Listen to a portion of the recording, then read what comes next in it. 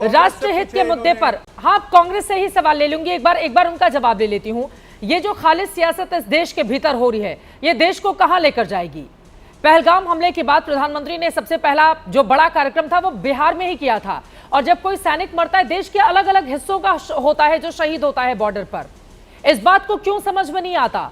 पाकिस्तान को जब मुंहतोड़ जवाब देना हो तब छटपुट युद्ध है, ऐसा युद्ध है, वो हमें बताएं कि कितने एयरक्राफ्ट हमारे पाकिस्तान ने धराशायी कर दिए, मार गिराए गए।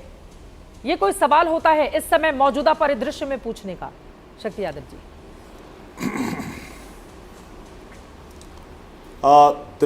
चित्रा जी, हम लोगों ने शुरू से ही स्पष्ट कर रखा है और हम लोगों ने युद्ध के पहले मुस्तैदी के साथ कहा कि आतंकवादियों के खिलाफ जितने कठोर फैसले सरकार लेगी, देश सामने खड़ा दिखाई पड़ेगा, सरकार के सामने खड़ा दिखाई पड़ेगा।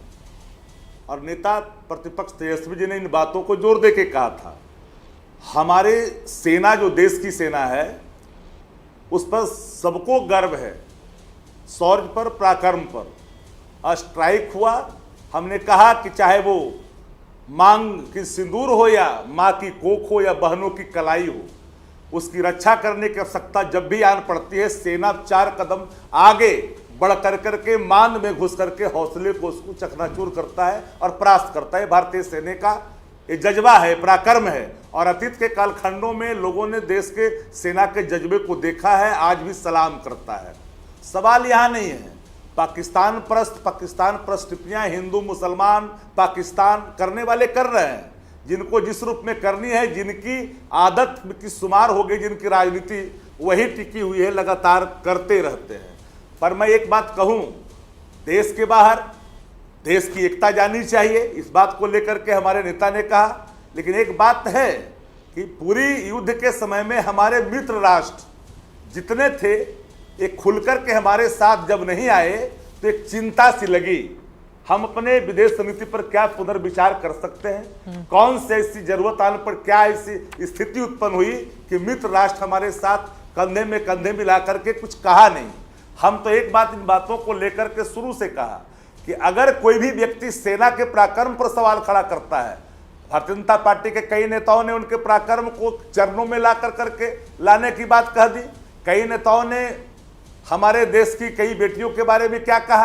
अब सेना के बारे में टिप्पणी की जानी एवं उनकी मानसिकता ओछी मानसिकता का परिचायक है, चाहे वो किसी दल के हो, कोई हो।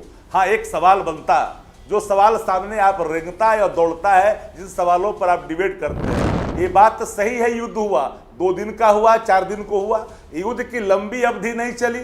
हम अभी तक उस बेस को समाप्त नहीं कर पाए। एक सवाल आया सामने भाई कि तीसरा राष्ट्र जिसको इनिशिएटिव नहीं लेनी चाहिए कि सीज फायर हुआ दोनों तरफ से, ये आपत्ति लगी लोगों के। हमारे राष्ट्र का ये हमारा नहीं चरित्र है कि हमको तीसरा राष्ट्र आकर के हस्तक्षेप करे। ये सवाल, चूंकि जन भावना, जब 26 लोग मारे गए थे आतंकियों के हमले में, तो देश की भावना थी कि कठोर कार्रवाई हो, उसको जवाब मिले।